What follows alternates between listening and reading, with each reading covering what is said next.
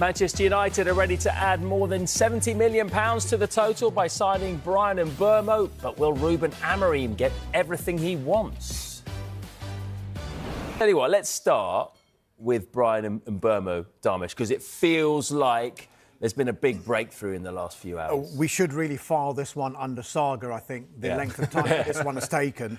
The entire transfer window, we have been talking about Bryan Mbeumo's potential move from Brentford to Manchester United. Well, there has been a breakthrough, as you mentioned. Manchester United have agreed a deal with Brentford for Bryan Mbeumo. The deal in total is worth £71 million. So the agreement is for a £65 million initial payment plus £6 million in add-ons. The fixed fee, that's the £65 million, will be paid in 4 instalments. What happens next? Well, Mbeumo is expected to take a medical in the coming days, may even be as soon as this weekend. And all being well, there's now growing optimism that everything could and should be sorted in time for Mbeumo to be part of the squad that flies out to the United States for the club's pre-season tour, and that is on Tuesdays when they fly out. So Mbeumo on course now to become Manchester United's third signing of the window after Matheus Cunha arrived from Wolves for £62.5 million, and of course Diego Leon, although that one was kind of agreed in January but finalised in the summer. Yeah, I mean, you sense that could be a big signing for Man United. It'll get a lot of attention. But how about from a Brentford point of view? I've got a lot of Brentford fan friends, and they're saying to me, well, Thomas Frank's gone and Mbeumo's about to go. What about Yoane Wissa? Surely we can't let him go as well. Yeah, well, you'd imagine that off the back of losing someone like Bryan Mbeumo, there would be a reluctance to sell any more players, particularly when they've already lost a number of key first-team players. However, whilst the stance from Brentford is Yoane Wissa is not for sale, when you're talking transfers, you always have to caveat it with, well, if someone puts this amount of money on the table, Brentford may find it difficult to resist. Now, we know that there is a lot of interest in Yoane Wissa. We know that Nottingham Forest failed with an attempted bid in January and earlier in this summer. We know that there is interest from Tottenham Hotspur and Newcastle United as well. But so far, Brentford have been able to resist any potential offers from these other football clubs. We know that he has 1 year plus a club option further year on his contract, which gives them a slight advantage in this situation. He's 28 years old, so he's getting to the latter stages of his career. And of course, it's one of those players that's been so influential. He's been so special under Thomas Frank whilst he's been at Brentford and developed into a really important figure for them. You can understand why Brentford say, we don't want to sell all of our star players. We know that that could be leaving us in a perilous position if we were to do that. So therefore, the price tag may have just gone up a little bit from what it was this time last week. Now, Arsenal, Bryan Mbeumo on the verge of joining Manchester United, and all this talk about Yoane Wissa as well.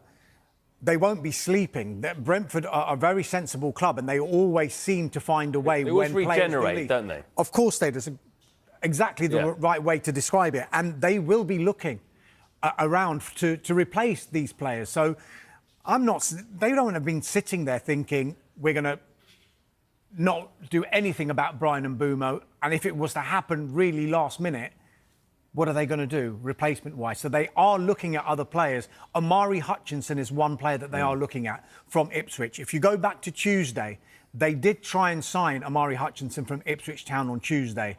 There was a relegation clause in place at £35 million that expired at 5 p.m. on Tuesday afternoon. Now, Brentford, I'm told, did meet that £35 million relegation clause, but not at the terms that Ipswich Town wanted. So maybe Ipswich Town wanted all the money up front or in minimal instalments, whereas Brentford weren't willing to meet those certain conditions. So as a result, Ipswich Town now have the control of that situation. They can ask for what they want. They don't want to sell Omari Hutchinson. However, they are expecting Brentford to come back in with an improved offer. And just on the Brentford thing, Dharmesh touched upon it, at how well run they are, how clever they are. They've used data before many other football clubs. They've recently sold 25% of their shares to a Hollywood film producer for £100 million. So that's not a bad injection of cash should they want to go into the window during this summer and reinvest that money in bringing new faces into the football club. So, yeah, be interesting to see how they move off the back of what's happened in the last few weeks. Let's take it back to United briefly until we move on, Darmish.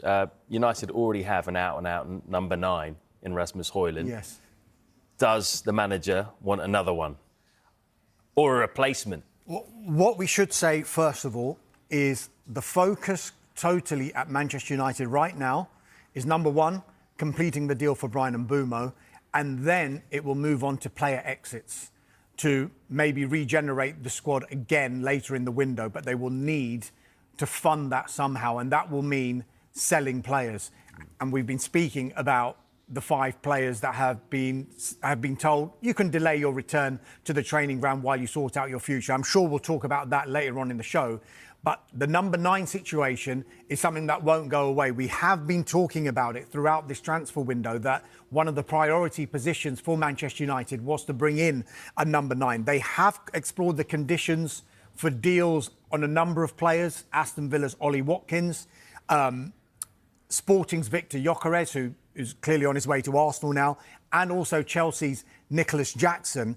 I'm told another one to keep an eye on as well, which is a player that Manchester United have had a long-standing interest in, and one we tend to talk about nearly every single transfer window, not just with United but with Arsenal as well. It's Benjamin Sesko from RB Leipzig. This is an interest that has gone back to the days when Sesko was at RB Salzburg, and I was told then, back in 2022, I think, that it was a longer-term project that Manchester United were looking at with regard to someone like Benjamin Sesko. But to reiterate, again, the focus at the moment, Mbeumo in and some players out.